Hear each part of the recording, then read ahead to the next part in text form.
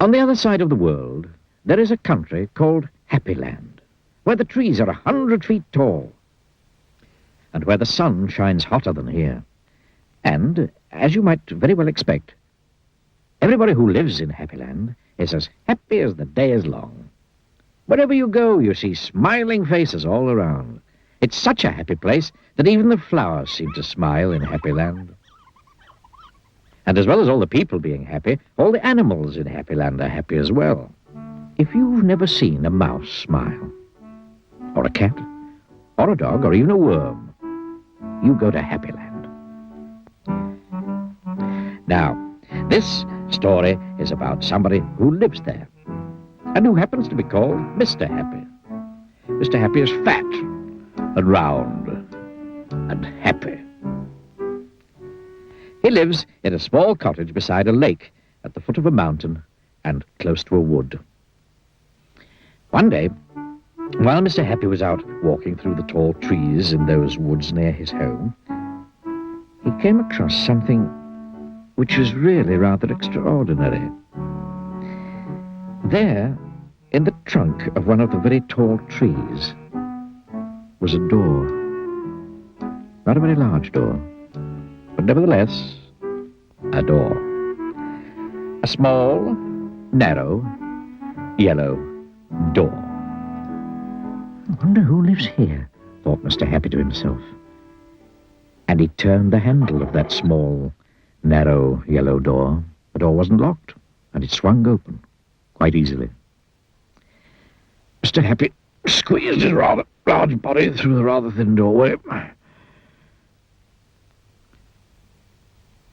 Just inside the small, narrow yellow door was a small, narrow, winding staircase leading downwards. The stairs went round and round and down and down and round and round and down and down. Eventually, after a long time, Mr. Happy reached the bottom of the staircase. He looked around and saw, there in front of him, another small, narrow door, but this one was red. Mr. Happy knocked at the door. "Who's there?" said a voice. Sad, squeaky sort of voice.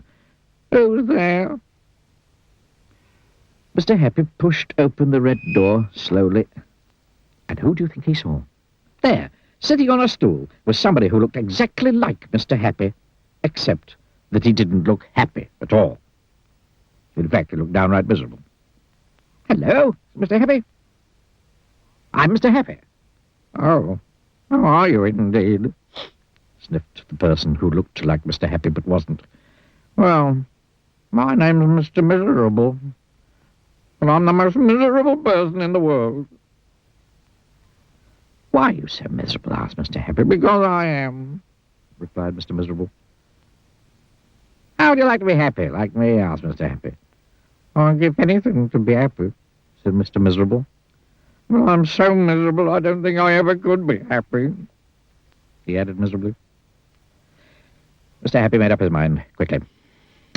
"Follow me," he said. "Where to?" asked Mr. Miserable.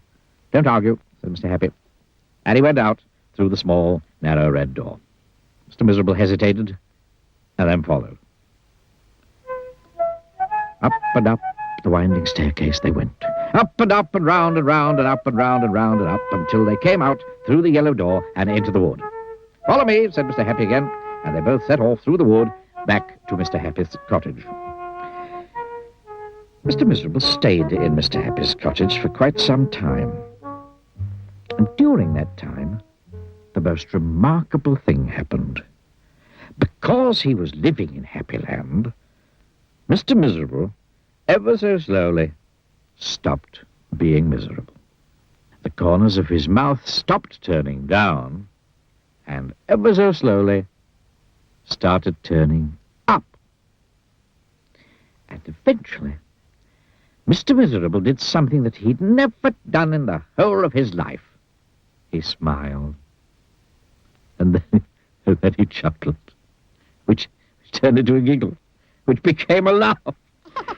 A big, booming, hearty, huge, giant, large, enormous laugh.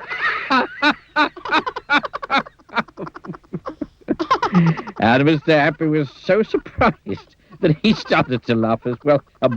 Both of them laughed and laughed. They laughed. They laughed until their sides hurt and their eyes watered. Mr. Miserable laughed and laughed and laughed. And Mr. Happy laughed and laughed and laughed. And because they were laughing so much, everybody who saw them started laughing as well. Even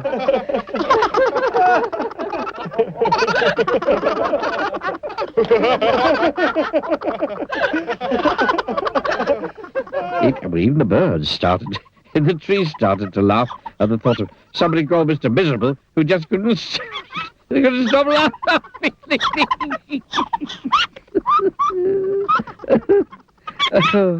That really is the end of the story.